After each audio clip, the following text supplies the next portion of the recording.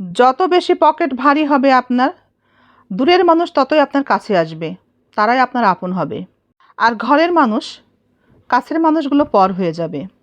মা বা ভাই বোন আপনার রক্তের সম্পর্কের মানুষ, আর স্ত্রীর সাথে আপনার সম্পর্ক আত্মার। তাই মনে রাখবেন, স্বামী স্ত্রীর সম্পর্ককে সবসময় সুন্দর রাখা আপনার দায়িত্ব, আর এটাতে আল্লাহ সব থেকে বেশি খুশি থাকবে আপনার উপর। তৃতীয় কোনো ব্যক্তির কথাই স্ত্রীর সাথে কার্পণ্য করবেন না। স্ত্রীর জন্যে 4 ধরনের খরচ করতে হয়। স্ত্রীকে নিরাপদে রাখার জন্যে, ভালো রাখার জন্যে। 1. মোহরানা দেওয়া। 2. খাদ্যের ব্যবস্থা করা। 3.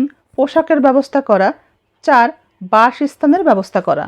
আপনারই প্রয়োজনে সকল হতাশা, না পাওয়ার যন্ত্রণা, কষ্ট চেপে রেখে রাস্তাটা যত এবড়ো থেবড়ো হোক না কেন, আপনি নিজের মতো করে আপনার নিজের পথ দিয়ে আপনি হাঁটবেন।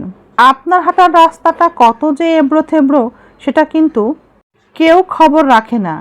সেই খবর কেউ কখনো রাখেও নি, কখনো রাখবেও না।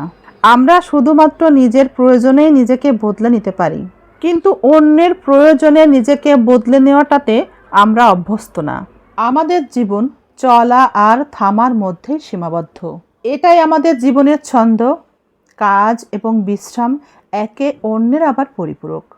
বিরামহীন কাজ জীবনকে বিড়ম্বিত করে, যদিও কাজ জীবনে আনে সমৃদ্ধি, আর বিশ্রাম আনে কাজের প্রেরণা এবং শক্তি। তাই কাজের ফাঁকে ফাঁকে বিশ্রামের পাশাপাশি যদি বই পড়ার অভ্যাসটা থাকে, তাহলে যেমন ক্লান্তি দূর হয়, তেমন মন হয় প্রশান্ত।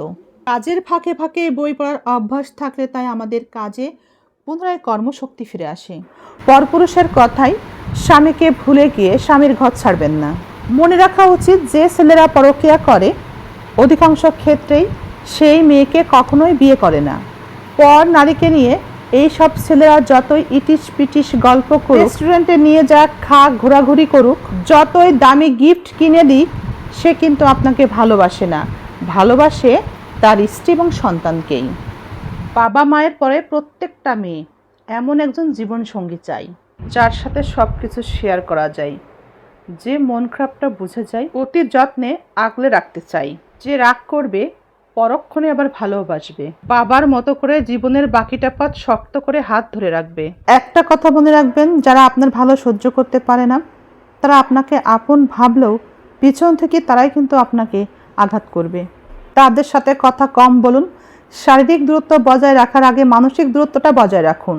কিছু মানুষের একটা অভ্যাস আছে, যে মানুষটা তাকে ভালোবাসে, তার ভালোবাসার প্রয়োজন সে মনে করে না। ভালোবাসা সে সেখানেই খোঁজে যেখানে কেউ তাকে মন থেকে ভালোবাসে না। যে মানুষটা আপনাকে সত্যিকারের ভালোবাসে, সেই মানুষটাকেই ভালোবাসার চেষ্টা করুন। তাতেই জীবন সুন্দর হয়, সম্পর্ক সুন্দর হয়।